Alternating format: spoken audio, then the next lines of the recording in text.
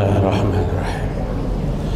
Assalamualaikum warahmatullahi wabarakatuh. Alhamdulillahi rabbil alamin. Wabihi nasta'in ala umurid dunya waddin.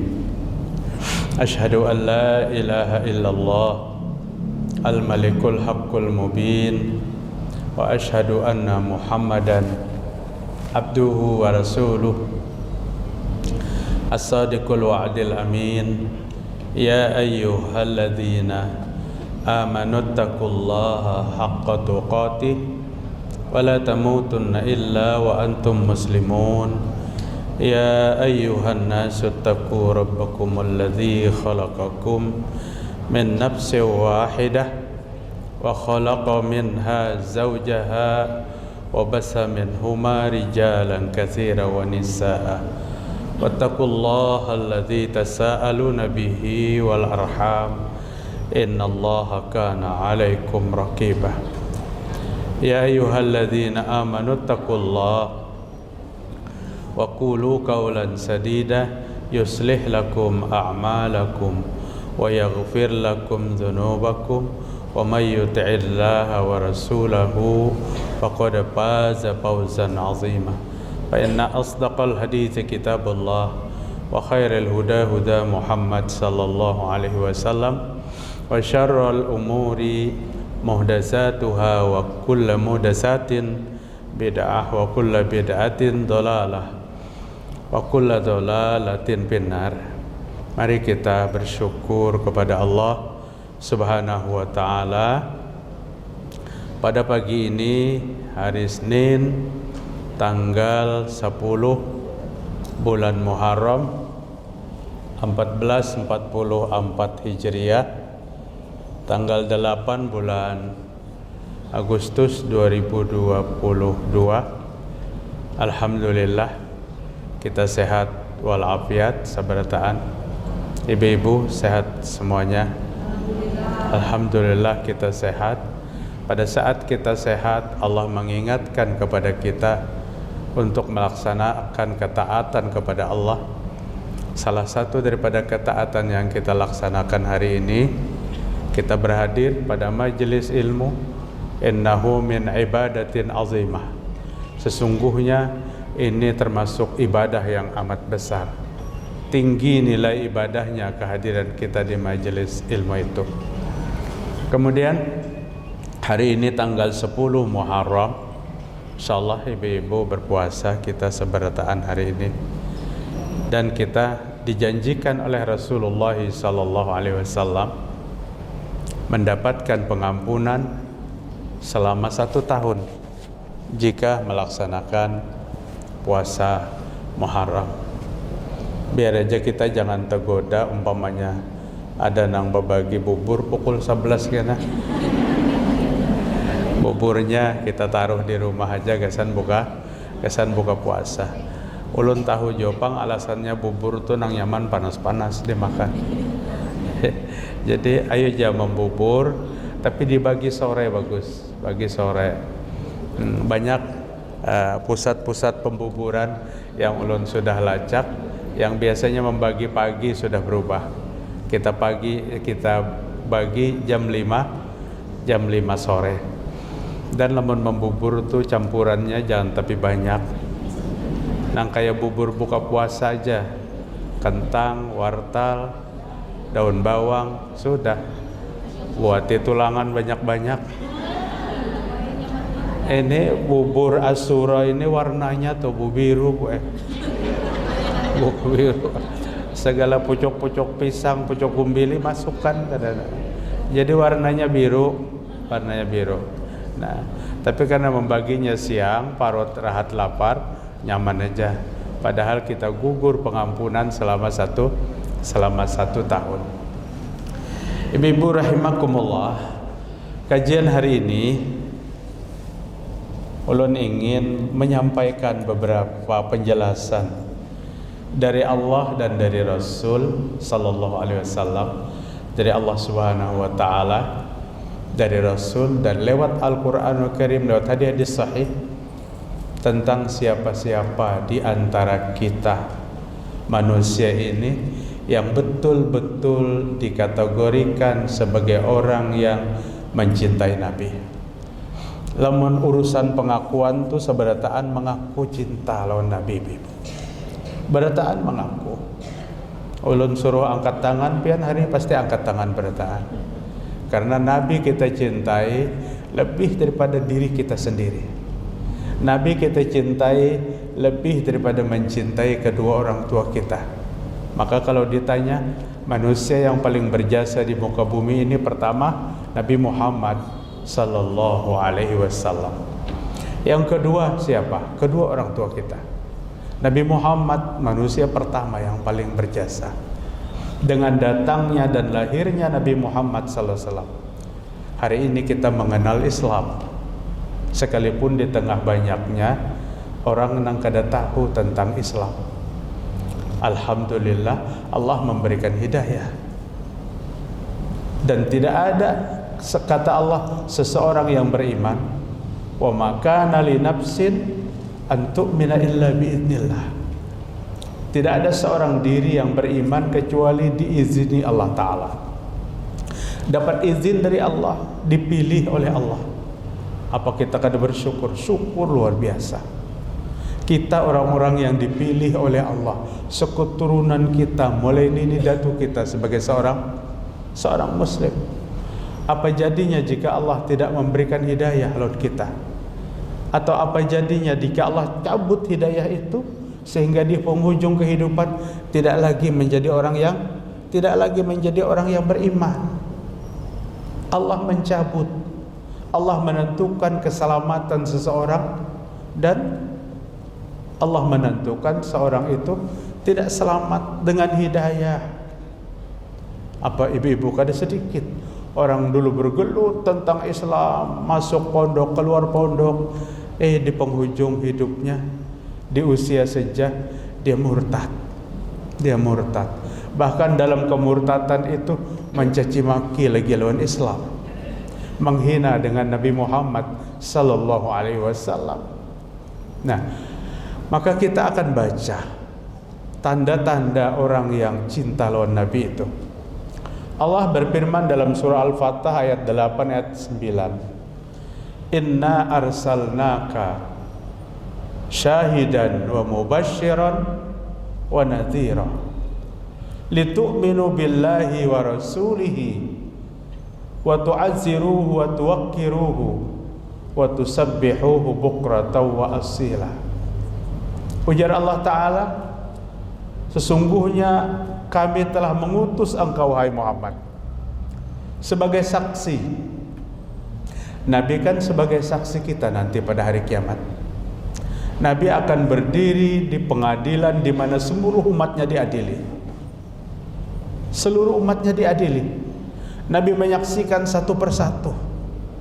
Maka hidup di dunia ini, ibu-ibu, jangan kita membuat malu di hadapan Allah dan di hadapan Rasul sallallahu alaihi wasallam.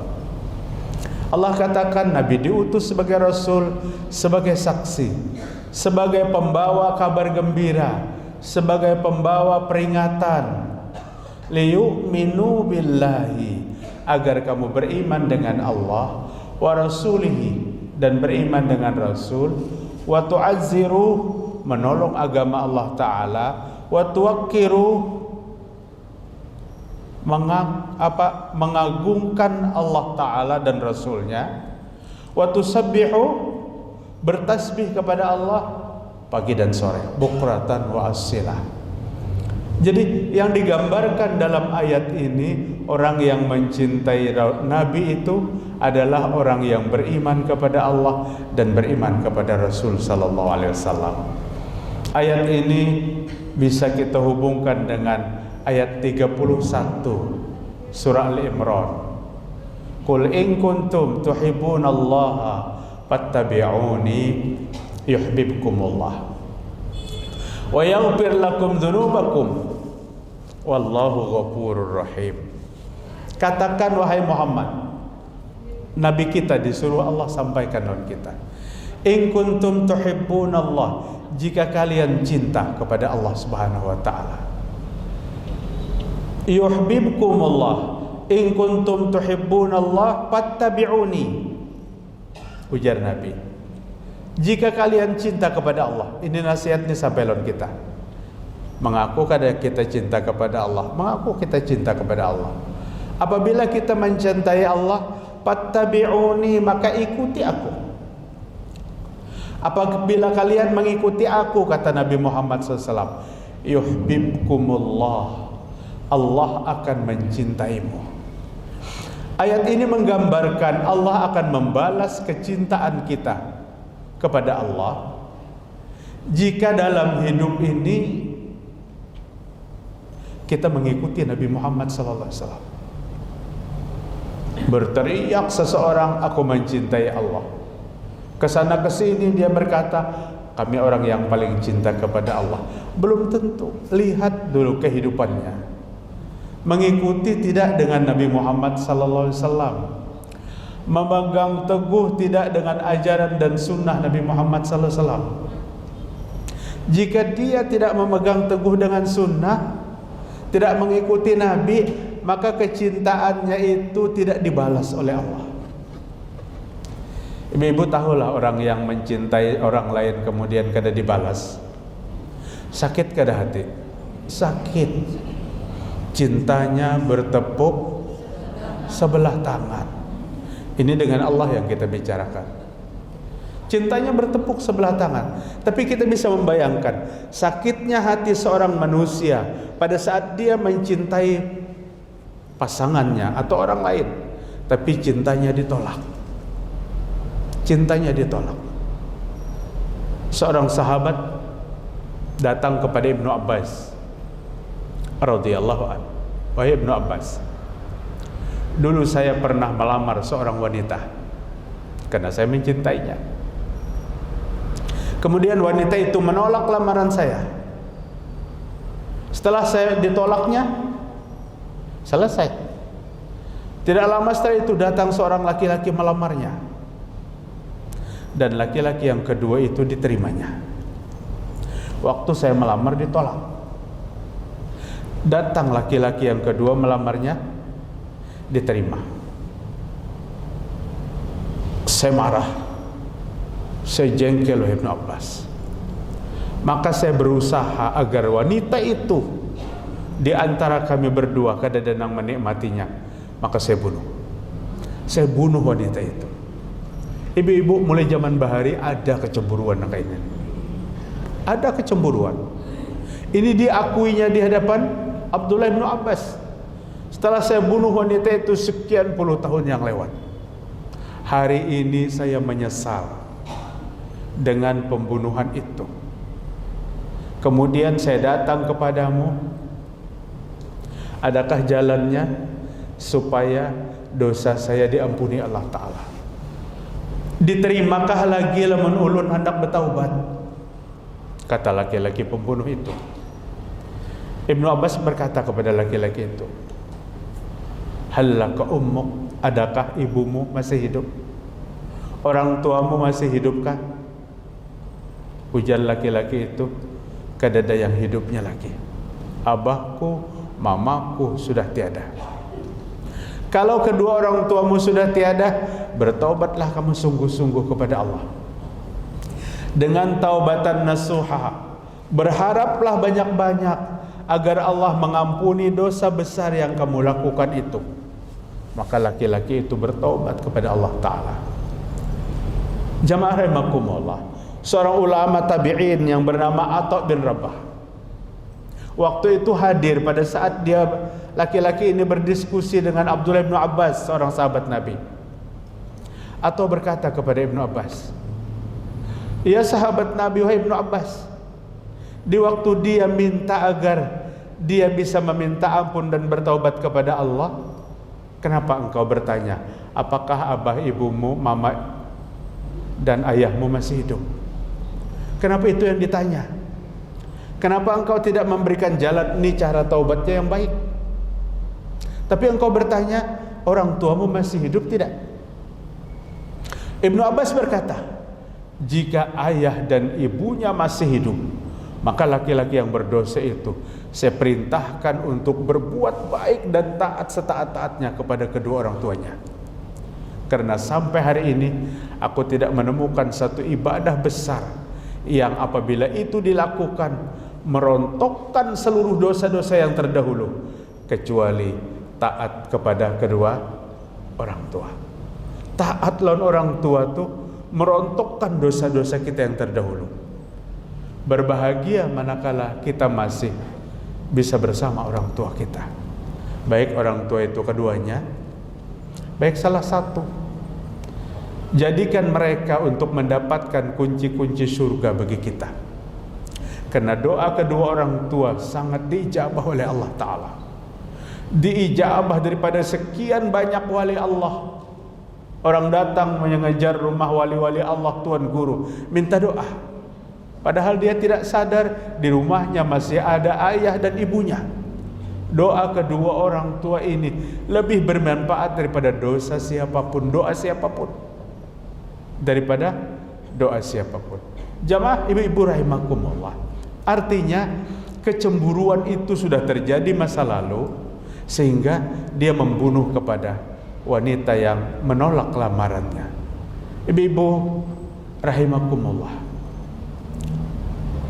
Allah membalas cinta manusia manakala manusia yang mencintai Allah itu mengikuti Nabi Muhammad sallallahu alaihi wasallam. Dan ciri kecintaan kita kepada Nabi Muhammad sallallahu alaihi wasallam, kita mengikuti ajaran yang dibawa oleh Nabi Muhammad sallallahu alaihi wasallam.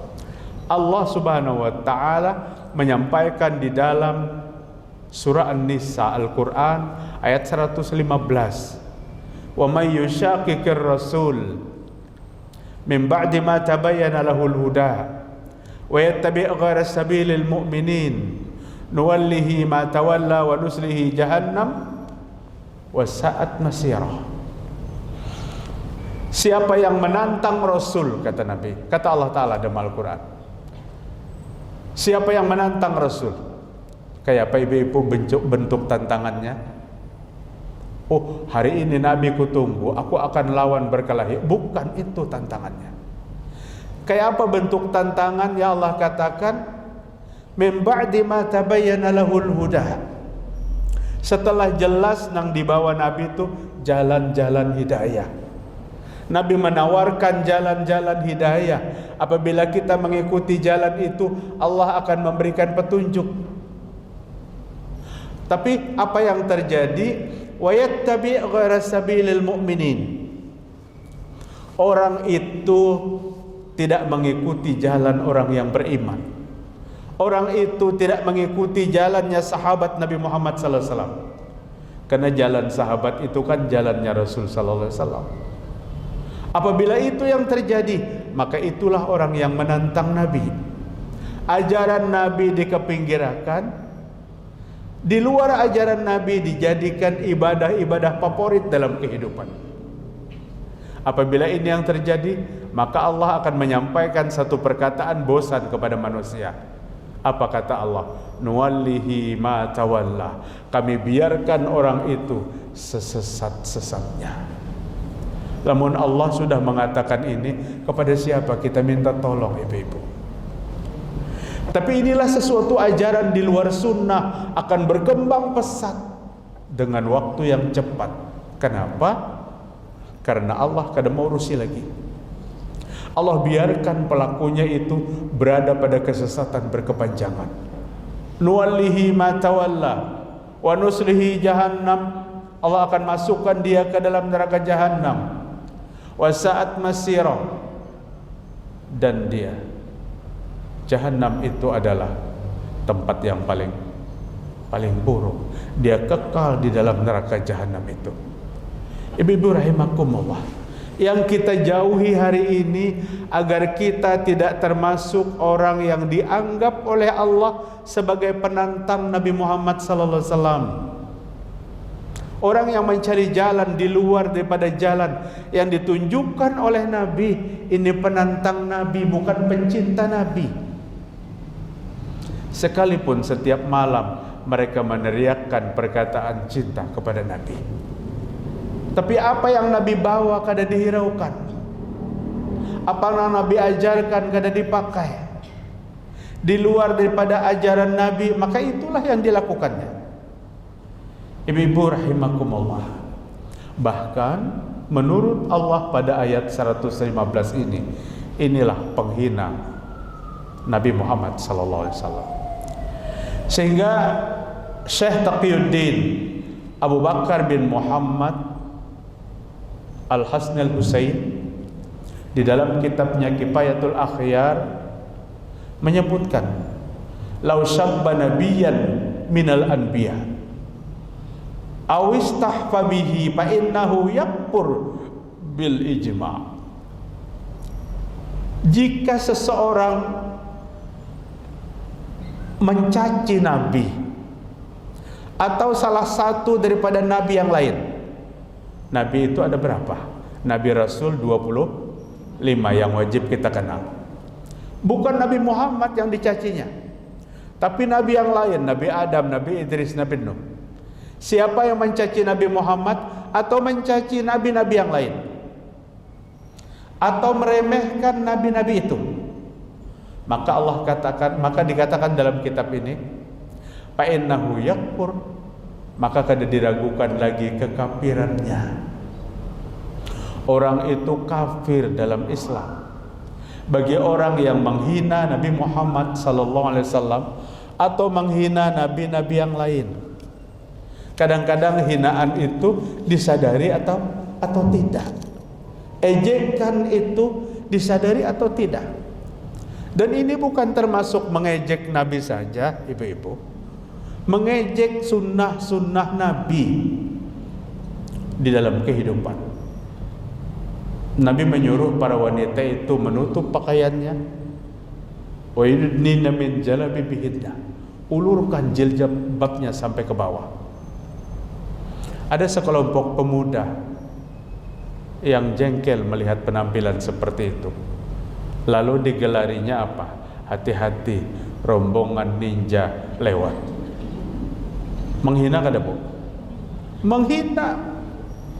Ini Allah dan Rasul yang memerintahkan kepada ini perilaku seperti ini. Dipadahkan ninja. Imbah lewat wanita yang you can see, pakaian bawahnya di atas lutut, kayak kain kada cukup, tengahnya kada ada kisah. Maka ini yang disanjung-sanjung. Ini yang disanjung-sanjung. Kalau ini yang terjadi apa? Ada kerusakan dalam mental orang tersebut. Ada kerusakan. Ini yang rusak tuh banyak ibu. Semua orang turun ke jalan, menengok ke atas, matahari terang benderang, panas. Karena mata nang melihat tuaras, turun nang sakit mata mulai di rumah, menengok ke atas. Kenapa? Maka pinakadap matahari. Bukan mataharinya yang kadap, tapi dia sedang rusak matanya. Jadi syariat ajaran Nabi itu dipandangi dengan kebersihan jiwa dan kebersihan iman. Siapa orang yang mencintai Nabi? Orang yang mengikuti ajaran dan sunnah Nabi Muhammad sallallahu alaihi wasallam.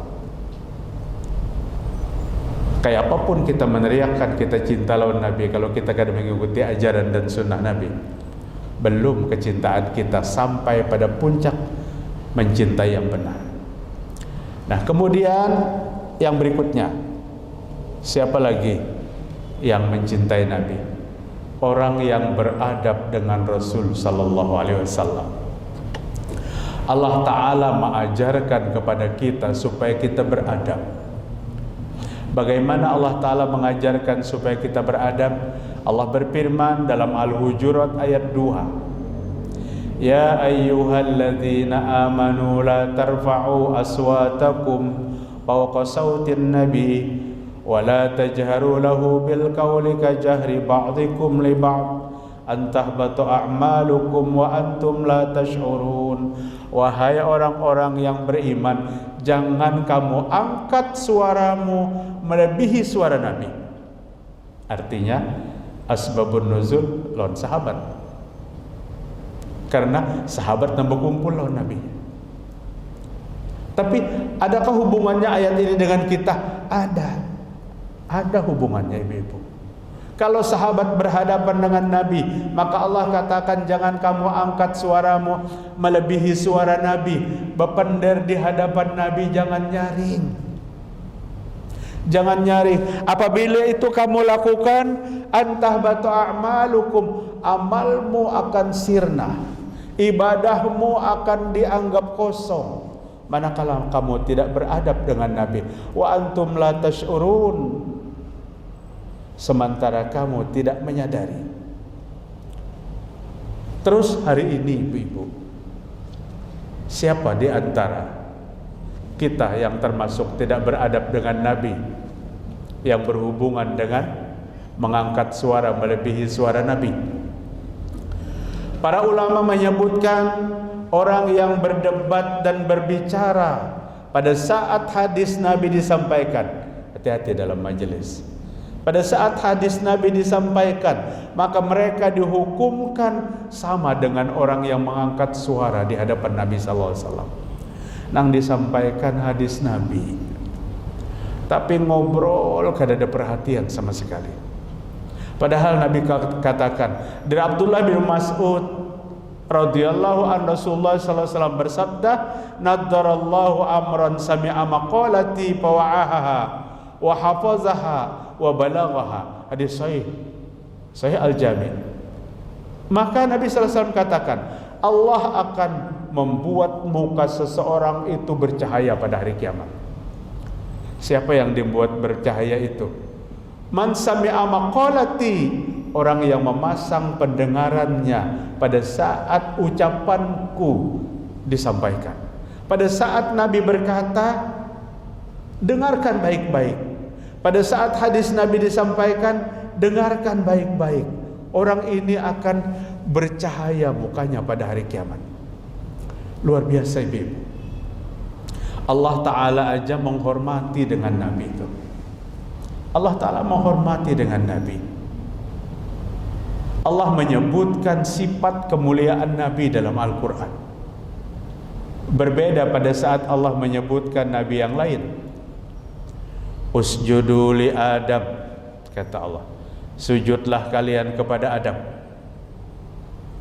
Kemudian, ya Musa la takhaf, wahai Musa jangan takut. Ya Zakaria, inna nubashiruka bi ghulamun ismuhu Yahya, wahai Zakaria, aku sampaikan kepadamu kabar gembira, kamu akan punya anak yang namanya Yahya.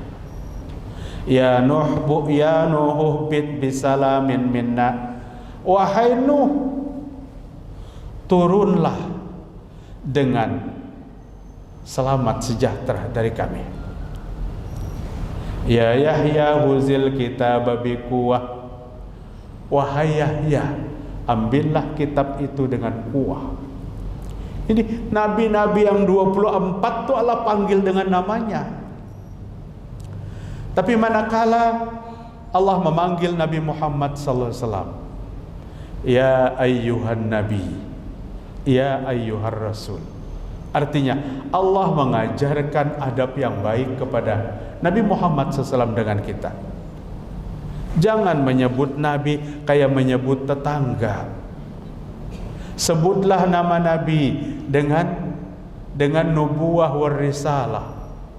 Muhammadur Rasulullah. Allahumma salli ala Muhammad wa ala ali Muhammad. Kama sallaita ala Ibrahim wa ali Ibrahim. Itu dibaca pada saat solat karena Nabi mengajarkan seperti itu. Di luar solat, bolehkah kita mengucapkan dengan embel-embel Allahumma salli ala Sayyidina Muhammad? Boleh. Itu satu penghormatan. Ibu-ibu rahimakumullah, sekalipun demikian, Nabi melarang menghormati Nabi itu dengan apa? Dengan sesuatu yang berlebihan. Hormati pada batas-batas kerasulan dan kenabian. Orang yang mengangkat suara pada saat hadis-hadis Nabi disampaikan, maka sama dengan orang yang tidak beradab dengan Rasulullah sallallahu alaihi wasallam. Umar bin Khattab pernah ingin memukul dua orang laki-laki. Pada saat Umar menyaksikan dua orang laki-laki itu sedang berdebat di hadapan kuburnya Nabi. Nabi sudah wafat. Di kubur Nabi, dekat kubur Nabi, berkekerasan berdebat. Hendak dipukul oleh Umar sehingga mereka berhenti dari perdebatan itu. Dan Umar berkata bahwa mereka adalah orang yang tidak beradab kepada Nabi Muhammad SAW. Abdullah bin Zaid, sahabat Nabi, seorang anak perempuannya mendatangi dia sedang berada di kebun kurma, memberitakan bahwa Nabi telah wafat. Ayah, Nabi wafat. Maka Abdullah bin Zaid langsung mengangkat tangan kepada Allah Ta'ala. Allahumma izhab basarati ara ba'da habibi Muhammad ahadan. Ya Allah, ambillah penglihatanku, dan aku ingin terakhir apa yang kulihat adalah Nabi Muhammad sallallahu alaihi wasallam. Saking kecintaannya loh Nabi. Dia membesuk Nabi di waktu sakit. Kemudian Nabi adalah orang yang terakhir dia lihat. Kemudian pada saat dia berada di kebun kurmanya, anaknya memberitahukan kepadanya, ayahku Abdullah bin Zaid, Nabi wafat. Dia minta kepada Allah, ya Allah, cabutlah penglihatan hamba, butakan hamba sekarang juga. Hamba ingin orang yang hamba lihat terakhir kali adalah Nabi Muhammad sallallahu alaihi wasallam. Dan menurut riwayat, Abdullah bin Zaid mulai hari itu buta sampai akhir hayat. Saking apa? Kesayangannya, kecintaannya kepada Rasul sallallahu alaihi wasallam. Ibu-ibu rahimakumullah, cinta kepada Nabi ini adalah kasih sayang Allah Ta'ala. Bilal bermimpi bertemu Nabi. Waktu itu Bilal berada di mana? Di negeri Syam. 10 tahun sudah Bilal meninggalkan Nabi sejak Nabi wafat. Baru bermimpi dengan Nabi Muhammad sallallahu alaihi wasallam. Kalau Bilal yang paling menyayangi Nabi itu 10 tahun hanya bermimpi, ada di antara kita yang berpadah bermimpi tiap malam lawan Nabi, perlu juga dipikirkan bujur atau kada. Insya Allah ada bujur. Apalagi para ulama menyebutkan orang yang bermimpi bertemu Nabi itu nang lebih mudah mengenal nang datang di bujur-bujur Nabi adalah orang yang tahu Nabi Muhammad sallallahu alaihi wasallam. Bilal dia tahu Nabi. Mun kita bermimpi berdapatan Nabi, apabila kita berdapat lo Nabi, kita tidak mengenal tanpa kita membaca siratun nabawiyah, sirah-sirah kenabian. Oh, tapi kan Allah Ta'ala, Nabi mengatakan bahwa syaitan kada mampu menyerupai Nabi. Syaitan kada mampu menyerupai Nabi. Iya betul, yang datang berkata sebagai Nabi itu bukan Nabi, bukan syaitan menyerupai Nabi, tapi syaitan bujur bepadah Nabi, itu aja. Syaitan tampil dengan wajah syaitan, tapi syaitan berbohong, akulah Nabi Muhammad SAW. Bukan syaitan menyerupai Nabi. Kita ingin meyakinkan mimpi kita itu benar atau tidak, maka kita harus belajar sirah-sirah nabawiyah. Muha Nabi kayak apa, bentuk rambut Nabi kayak apa, perawakan Nabi kayak apa, pakaian yang disenangi Nabi kayak apa, itu dibaca. Terus ketemu dalam mimpi, ini yang betul Nabi Muhammad SAW. Tapi bertemuan di dalam mimpi tiap malam bepada. Tiap malam Jumat aku bertemuan dalam mimpi. Ujian nang seko malam Jumat tadi kayak apa Nabi pian bermimpi. Nabi waktu itu bergamis putih. Bujur karena Nabi senang gamis putih. Kemudian rambut Nabi putih, jenggot Nabi putih. Ini nang kada bujur. Karena Nabi sampai akhir hayat rambut dan jenggotnya tidak lebih daripada 30 lembar uban. Kada banyak ubannya. Lamun pian bermimpi Nabi putih sebukuan kepalanya, itu salah. Sedikit aja dipelesetkan oleh setan. Apalagi bermimpi bertemuan Nabi malam Ahad. Pagi Ahad bermimpi Nabi sedang lari pagi. Tidak benar ibu. Jangan terkecoh kita dengan hal-hal yang kayak itu. Bilal aja 10 tahun. Dan Nabi berkata kepada Bilal, "Amma annalaka antazuruni ya Bilal." Di waktu bermimpi nih, apa yang menghalangi kamu sehingga kamu kada ziarah kepadaku, wahai Bilal? Begitu bangun Bilal pantabahu hazinan, jadilah dia bersedih mendengar ucapan Nabi. Bilal, kenapa kamu kada ziarah kepada aku? Karena apa? Apa yang menghalangimu?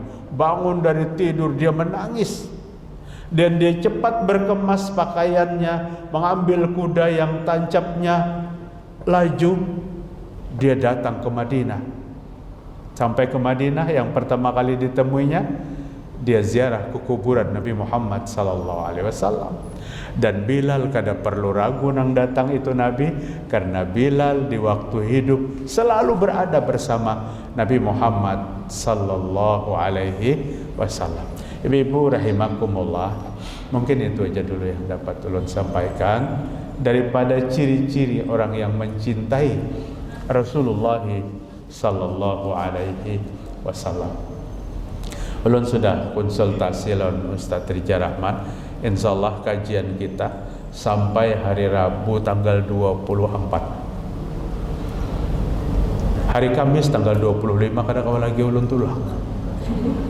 Jadi Ar-Rahim tanggal 25 ribu. Tapi hari Rabu tanggal 24 kita masih kajian. Nah, hari Senin, Selasa dan Arba'ah tanggal 24.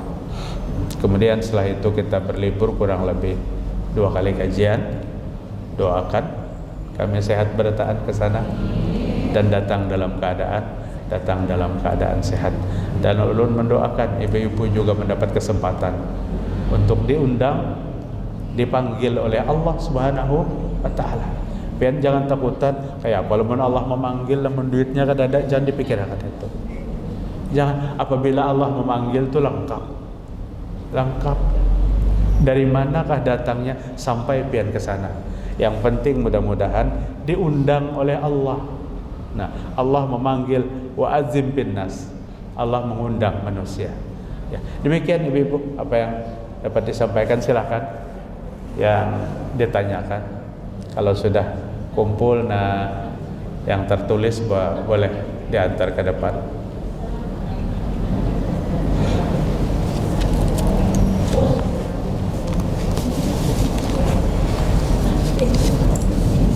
Assalamualaikum warahmatullahi wabarakatuh.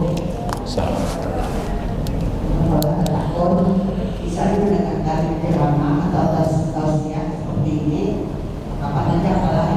Lalu di antara pertanyaan ada membaca zikir pagi kan misalnya, atau selawat kan, boleh apa?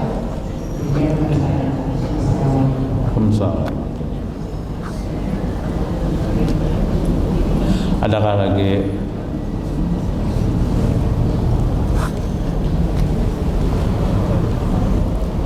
Adalah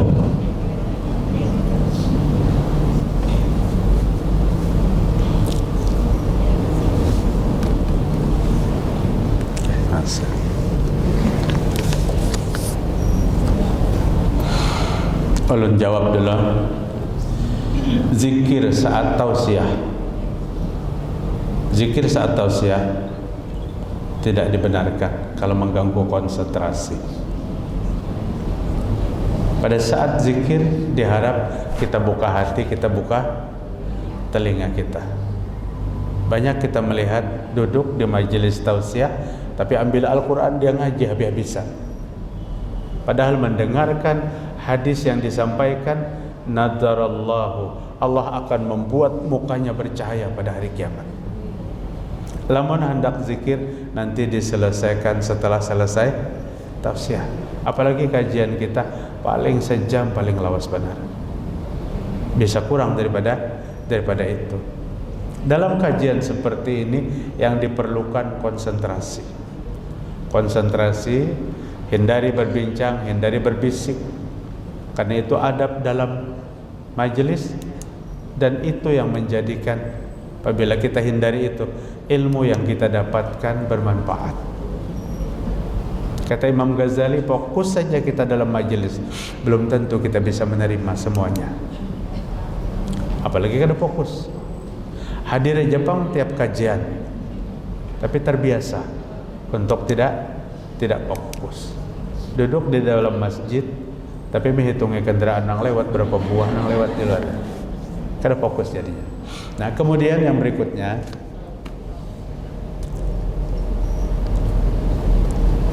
yang ingin saya tanyakan. Assalamualaikum warahmatullahi wabarakatuh. Waalaikumsalam warahmatullahi wabarakatuh. Apa yang paling baik dibaca ketika akan tidur?